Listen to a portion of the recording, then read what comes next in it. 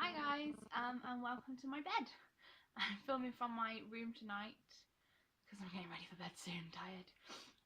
So any of you who've watched videos before will know that my name's Sam and I do videos with my friend Charlotte, and we both vlog about lifestyle and motherhood.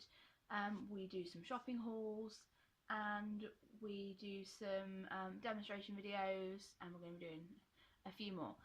We're quite new, so keep watching and see what we've got. But today I'm going to do quite a short video for you. I'm going to try not to ramble too much about my first trimester of my pregnancy. This is my second pregnancy. I had my first pregnancy back in 2016, and so far they've been quite different. My first pregnancy with Elliot, I was really sick right from week 6 all the way through to about week 24. And even with the anti-sickness tablets, I was sick still quite a lot, especially travelling. So that's one of the main differences really. At this pregnancy, I've had no sickness at all. I've not been sick once. I've just had some nausea, which was, to be honest, quite a nice relief. I'm enjoying it much more. This time round, to conceive, we did the same again. I don't know if you've heard of it, but I used the Clue app. It's a free app that you can get on your phone. It's called Clue. You basically plot your periods each month, beginning day, end day, ovulation if you feel it. I know some people don't feel ovulation. Mine's quite obvious. I'm quite a hormonal person, so it's quite obvious I'm not ovulating. So I plot that. And if you use it for long enough, don't expect it to work in like the first couple of months. You have to use it for quite a good amount of time. It will basically start to plot your ovulation for you. And I'm not saying it's going to work for everyone, because it probably won't, but for me, I found it really good actually at pinpointing my ovulation, and it worked really well for me. So yeah, Clue, it's a really good app. Also, even when you're not trying to conceive, it's really handy for knowing when your period's going to be, because I like to know if it's going to be when I'm on a holiday. I find that very important. So this time round we found out, it was end of September. I knew I had a few signs. My boobs were really sore, really sore. It's one of the things I hate. I remember from the first one, I hate it. It's a horrible feeling, and I was really tired. So that was my main early sign, sort of before I took any tests or anything, which made me think that I might be. Mainly because I'm quite a busy person. I like to get on and do quite a lot of stuff, and the tiredness in me kind of gave it away a little bit. So I did a test early. I think I found out at 4 weeks, and the same with Elliot. My test showed quite clear quite early, so yeah, I did that.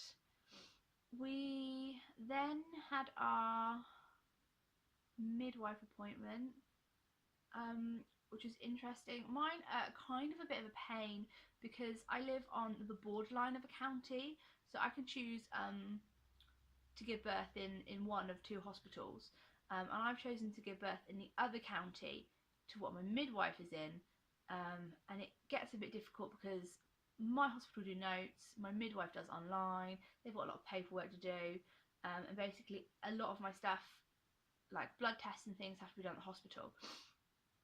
So when I went for my 12-week scan, which was right at the beginning of November, I had my 12-week scan and my blood's done then, and it was really nerve-wracking. I don't know how anyone else feels, but you kind of go through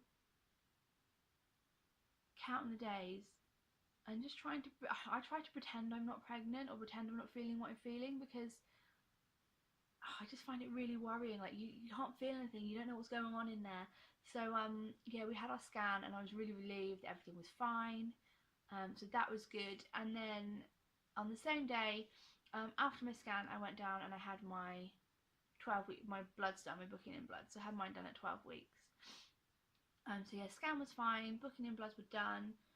And then you do get the option for the tests for the Edwards and Plateau and the Down syndrome test. They have got a proper name, I can't remember what they're called, which I chose to have. I had them the first time as well, and I got a call from the hospital to say that my blood results had come back with a low PAP-A score. I don't know if anyone's heard of it before. Basically, my placenta, the hormone isn't strong enough.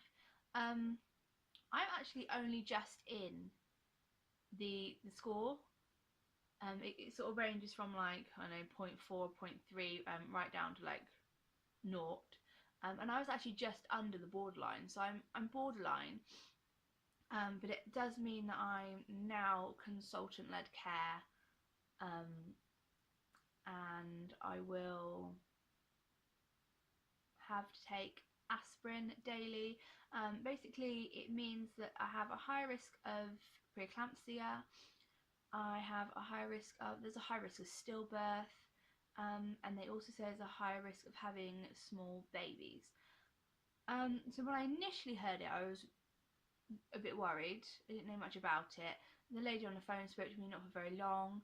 So I spoke to my midwife and I did some research, and actually looking into it, I've read plenty of positive stories of people having perfectly healthy babies, and things going fine. So initially I was a bit upset because I really wanted a home birth. My birth with Elliot was fine. I had a birth centre and it was lovely, and you know, as good as birth can go, it was fine. Like there's no horrible story there. What I might do actually is do a birth story video for you on that one later on. I just think it's nice, when you're pregnant, everyone tells you the horror stories and how terrible it is, and actually I had a really good experience, and you know, other people have good experiences too, you just don't hear them. So yeah, I'll do that actually at some point. But yeah, basically this time I'm going to be consultant-led care, which initially I was a bit miffed about, but I suppose it does mean I'm going to get extra checks and things, so that is a bonus.